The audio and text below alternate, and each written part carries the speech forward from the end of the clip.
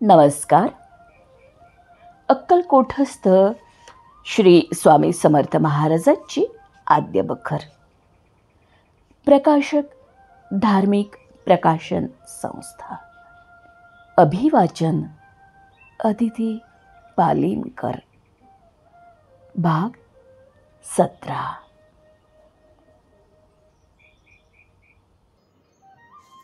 श्री स्वामी समर्थ. जय जय स्वामी समर्थ. श्री स्वामी समर्थ. एके दिवशी श्री स्वामी समर्थ महाराज राजवाड्याच्या बाहेर शिपाई लोकांच्या चौकीत बसले होते. संध्याकाळची वेळ होती. इतक्यात मॅजिस्ट्रेट साहेब हे आपल्या राहत्या बंगल्यापासून घोडा पिटत मोठ्या थाटानं राजवाड्यात जायला निघाले. समर्थांनी त्यांना पाहताच हातची काठी घेऊन त्यांच्या घोड्यापाशी जाऊन म्हणायला लागले, पुढे गेलास तर डोकं फोडीन. मात्र गमनी दुच्च्या चोरा, माझी पोरं जाळलीस, पोळलीस, आग लावलीस वगैरे अनेक तऱ्हेने महाराज फार बोलले. ती रागीट मुद्रा पाहून मॅजिस्ट्रेट साहेब घोडा फिरवून परत जाऊ लागले. हे पाहून बडतर्फ असे शब्द महाराज म्हणाले. पुढे थोड्या दिवसांनी अक्कलकोट संस्थान जप्त होऊन मॅजिस्ट्रेट साहेब आणि ब्राह्मण सुभेदार हे उभयंता आपणाला अटक होईल म्हणून मोगलाईत पळून गेले. श्री मालोजीराव राजे यांनी महाराजांच्या उपदेशाप्रमाणे बंदोबस्त न ठेवल्यामुळे राजकारस्थानात उत्पन्न झालं, राज्य जप्त झालं. राजेसाहेबांना मुंबईला घेऊन गेले.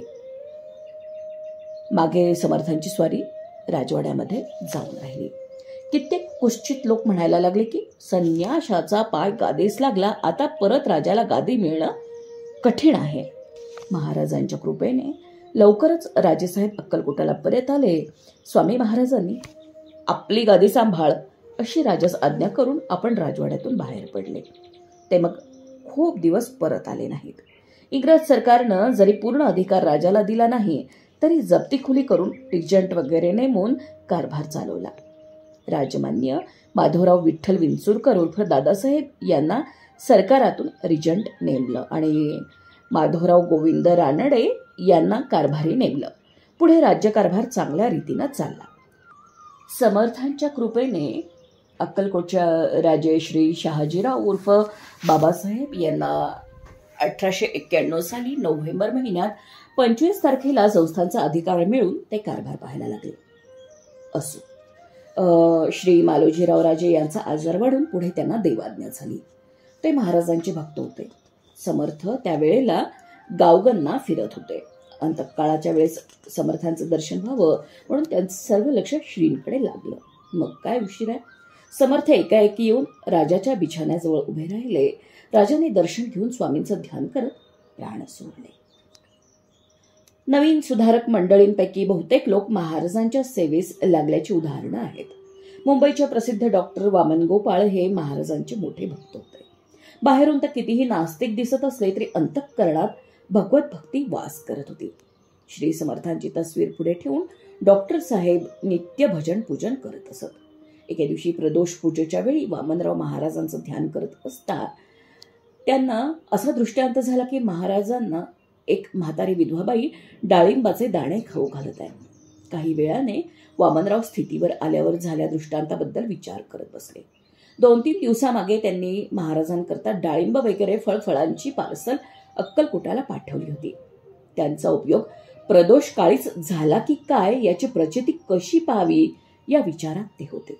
तितक्यात महादेव भटजी सेवेकरी मुंबईला आले होते. त्यांची आणि वामनरावांची गाठ पडली. झालेला दृष्टांत भटजींना कळवून वामनराव म्हणाले, अक्कलकोटाला आपलं कोणी ओळखीचं नाही, त्यामुळे तुम्ही तुमचे जे काही स्नेही आहेत त्यांना ह्याबद्दल लिहून फळांबद्दलची काय माहिती आहे ती विचारून घ्या आणि मला सांगा. महादेव भटजींनी राजमान्य राजेश्री बाबुराव मोघे अक्कलकोटचे जे मामलेदार आहेत त्यांना हे सगळं कळवून उत्तर मागवलं. त्यात ज्या दिवशी आणि ज्या वेळेला वामनरावांना दृष्टांत झाला त्याच वेळेस सुंदराबाईंनी महाराजांना डाळिंबांचे दाणे खायला दिले होते असा मजकूर आला होता. पत्र पाहून डॉक्टरांना मोठा आनंद झाला आणि ते अक्कलकोटाला वारंवार जाऊन समर्थांचं दर्शन घ्यायला लागले. राजमान्य राजश्री नारायण परशुराम दामले वकील मुक्काम सोलापूर हे महाराजांचे मोठे भक्त होते. कोणताही प्रसंग आला असताना अक्कलकोटात जाऊन समर्थांची प्रार्थना करून त्यांच्या आज्ञेप्रमाणे ते वागत असत आणि त्यातून ते पार पडत असत. वकील यांना महाराज गणपती या नावानं हाक मारत असत. एक वेळ नारायणरावजीस मूळव्याधीचा आजार झाला आणि ते खूप आजारी पडले. डॉक्टर वैद्य यांची पुष्कळ औषधं घेतली पण गुण काही येईना. शेवटी डॉक्टर यांनी शस्त्राने व्याधीवर प्रयोग केला. त्यापासून गुण न येता कोंबातून रक्तस्राव होऊन दामले यांची प्रकृती अति क्षीण झाली. औषधं घेता घेता ते कंटाळून गेले. स्वतः अक्कलकोटात जाऊन महाराजांना प्रार्थना करून उपचार करण्याची अंगात ताकद राहिली नाही. या दुखण्यातून बरं होण्याची त्यांची निराशा झाली. श्री समर्थ महाराजांखेरीज आपणास कोणी तारणार नाही असा निर्धार करून त्यांनी अक्कलकोटाला मोरोपंत सेवेकरी यांना पत्र पाठवलं की महाराजांना आपल्या दुखण्यासंबंधाने प्रार्थना करून जी आज्ञा होईल ती आपल्याला लिहून कळवावी. मोरोपंतांनी त्याप्रमाणे प्रार्थना केली असताना महाराज म्हणाले, गोमूत्र द्यावं म्हणजे व्याधी जाईल. त्याप्रमाणे मोरोपंतांनी दामले यांना कळवलं. नारायणरावजींनी आज्ञेप्रमाणे काही दिवस गोमूत्र घेतल्यानंतर त्यांची प्रकृती चांगली होऊन मूळव्याधीचा रोग अगदी नाहीसा झाला. साधू असाधू धूर्त लुटारू बंडखोर सर्वजण आपल्या कामात आपणास यश यावं म्हणून महाराजांजवळ प्रार्थना करण्यास येत असत. असं सांगतात की वासुदेव बळवंत फडके हे पुण्याला नोकरी करत असताना रजा घेऊन 2-3 वेळा महाराजांच्या दर्शनाला आले होते. आपले हेतू शब्दांनी न कळवता मनोमय महाराजांची विनंती त्यांनी केली. सर्वसाक्षी महाराजांनी त्यांचा हेतू जाणला पण त्यांच्या मनाप्रमाणे करण्यास आज्ञा दिली नाही असं दिसलं. पुढे बंड करण्यास प्रवृत्त होण्यापूर्वी एक वेळ तलवार घेऊन ते महाराजांच्या दर्शनाला आले होते. महाराजांपुढे तलवार ठेवून चरणी वंदन करून दूर जाऊन ते बसले होते. त्यांचा हेतू असा होता की महाराजांनी स्वहस्ताने आपल्याला तलवार द्यावी आणि मग ती वर्दी तलवार घेऊन आपण अजिंक्य व्हावं. परंतु सर्वशक्तिमान श्री स्वामी समर्थ जाणत होते पुढे काय होणार आणि त्यामुळे अशी आज्ञा ते कशी देणार आणि कुठून देणार. फडके यांच्या हातात तलवार न देता जवळ असलेल्या एका सेवेकऱ्याला हाक मारून त्याच्या हातात तलवार देऊन त्यांनी एका तरटीच्या झाड होतं जे जवळ त्यावर नेऊन ठेवायला सांगितले. त्याप्रमाणे त्याने तसं केलं. फडके पुष्कळ वेळ बसले पण महाराजांनी त्यांच्या हातात तलवार मुळीच दिली नाही. वासुदेवराव निराश होऊन तरटीच्या झाडावरची तलवार घेऊन पुण्याला निघून गेले. समर्थांच्या या कृत्याचा अर्थ उघड होता पण वासुदेवरावांनी आपलं काम सुरूच ठेवलं आणि गाणगापुरानजीक ते पकडले गेले आणि त्यांना शिक्षा झाली. त्रिकाळज्ञ स्वामी समर्थ आपल्या भक्ताला त्रास होईल अशा गोष्टींबद्दल आज्ञा कशी देतील. त्यांच्या आज्ञेविरुद्ध वर्तन केल्यास यश येणं कठीणच आहे. माधवराव विठ्ठल उर्फ दादासाहेब विंचूरकर हे अक्कलकोट संस्थानात रिजंट होते. त्यांची भक्ती श्री स्वामीचरणी फार होती. श्री स्वामी समर्थ महाराज कधी कधी विंचूरकरांच्या बिऱ्हाडी पण जात असत. दादासाहेब समर्थांना स्नान घालून गंधपुष्पादी षोडशोपचारे पूजा करून भोजन करवत असत आणि मग प्रसाद ग्रहण करत. दादासाहेब नास्तिक आहेत असं बाह्यत करीत बाकीच्यांना वाटत असे पण ते महाराजांचे प्रेमळ भक्त होते. रात्री भजनी मंडळी जमवून टाळ मृदंग घेऊन आनंदाने दादासाहेब भजन करत असत. महाराज त्या ठिकाणी एखाद्या वेळेस जाऊन बसत असत. दादासाहेबांच्या मांडीवर पुढे एक श्वेतपुष्ठाचा डाग उद्भवला. दादासाहेबांना काळजी उत्पन्न झाली की हा रोग जास्त पसरतो की काय कोण जाणे. एके दिवशी ते महाराजांच्या दर्शनाला आले असताना महाराजांची सुप्रसन्न मर्जी पाहून दादासाहेबांनी मांडीवरील डाग बरा होण्याबद्दल प्रार्थना केली. महाराज म्हणाले, त्याचं नाव काय? दादासाहेबांनी उत्तर दिलं, लोक त्याला श्वेतपुष्ठ म्हणतात. त्यानंतर महाराजांनी विचारलं, तुझ्या हातात ते बोटात ते काय आहे?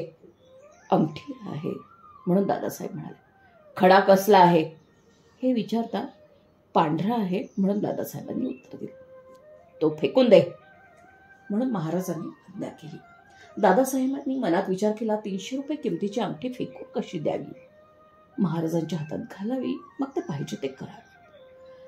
असा विचार करून आपल्या हातातील अंगठी काढून महाराजांच्या हातात घातली. महाराजांनी ती अंगठी चोळप्पाला दिली. त्यानं ती विकून महाराजांच्या देवळाचं काम चालवलं. हल्ली ती अंगठी अक्कलकोटच्या राजेसाहेबांजवळ आहे. पुढे विंचुरकरांच्या मांडीवरील डाग कमी होत होत अगदी नाहीसा झाला. याप्रमाणे महाराजांच्या अनेक लीला आहेत. पुढे एक वेळ दादासाहेब हे आपल्या ऑफिसात काम करत बसले असताना महाराज अकस्मात तिथे आले. आपण खुर्चीवरनं उठून महाराजांना आपल्या जागी बसवलं आणि दादासाहेब उभे राहिले. काही वेळ बोलणं झाल्यावर महाराज म्हणाले, आप तुम्हारे खुर्चा टेबल सब खटला उन पर डालकर कुछ करो. हे ऐकून विंचुरकर चकित झाले आणि महाराजांना म्हणाले, महाराज मला कुठे जायला सांगताय? महाराजांनी उत्तर दिलं, हजारो लाखो लोक राम राम करतात तिथे जा. असं सांगून महाराज उठून चालते झाले. पुढे काही दिवसांनी श्रीमंत मालोजीराजे आणि दादासाहेब उभयंतांमध्ये लबाड लोकांनी वैमनस्य आणून मुंबई सरकारपर्यंत राजेसाहेबांकडून गिल्ला करवला. हे वर्तमान अप्पासाहेब विंचुरकर यांना समजताच दादासाहेब यांना परत बोलवून घेऊन विंचूर संस्थांचं काम सगळं त्यांनी त्यांच्याकडे सोपवलं आणि दादासाहेबांच्या मनात पुन्हा अक्कलकोटास जावयाचं होतं. पण अप्पासाहेब विचारी असल्यामुळे त्यांनी सर्व गोष्टींचा विचार करून त्यांना जाऊ दिलं नाही.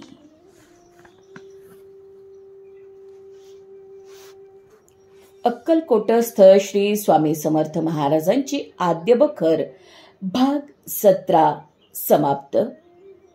क्रमशः धन्यवाद. श्री स्वामी समर्थ. जय जय स्वामी समर्थ. श्री स्वामी समर्थ.